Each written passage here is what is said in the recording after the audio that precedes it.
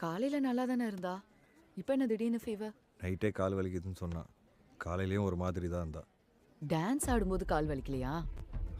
பிடிச்ச விஷயத்த செய்யும்போது வலி தெரியாதுன்னு நீ தானே சொல்வ.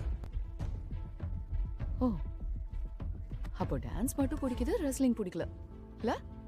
பிடிக்குது பிடிக்கல அது இப்போ மேட்டர் இல்லை. 6 வயசுல ரெஸ்லிங் கற்றுக்கிட்டு அவன் என்ன சாம்பியன் ஆக போறாளா? சும்மா என் குழந்தை போட்டு படுத்துற. படுத்துறனா? சாம்பியன்ங்கிறது ஒரு நாள்ல ஆயிட முடியாது, அது பல வருஷத்தாவும். சைனால எல்லாம் 3 வயசு 4 வயசுலயே குழந்தைங்களுக்கு ட்ரைனிங் ஸ்டார்ட் பண்றாங்க. அதனாலதான் அந்த நாடு ஒலிம்பிக்ஸ்ல டாப் லிஸ்ட்ல இருக்கு. ஆனா இங்க இந்தியால உன்ன மாதிரி பேரண்ட்ஸ் குழந்தைங்க பாவம் பாவம்னு நினைக்கிறதுனாலதான் நம்ம ஒரு மெடலும் வாங்க மாட்டோம். ஒரு விஷயம் நல்லா தெரிஞ்சுக்கோ, நம்ம காலம் வேற, இந்த காலம் வேற. இப்போ உள்ள ஜெனரேஷன் எல்லாத்தையும் ஈஸியா எடுத்துக்குது. ஆனா சின்னதா ஒரு ஃபெயிலியர் வந்தா கூட அவங்களால தாங்கிக்க முடியல.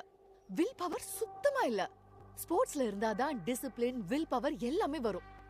இங்க பாரு வீரா, திரும்பவும் சொல்றேன், குழந்தைக்கு நீ செல்லம் கொடுத்து கெடுத்து வச்சது எல்லாம் போதும். இப்படியே போனா உன்ன மாதிரி தான் ஆயிடுவா.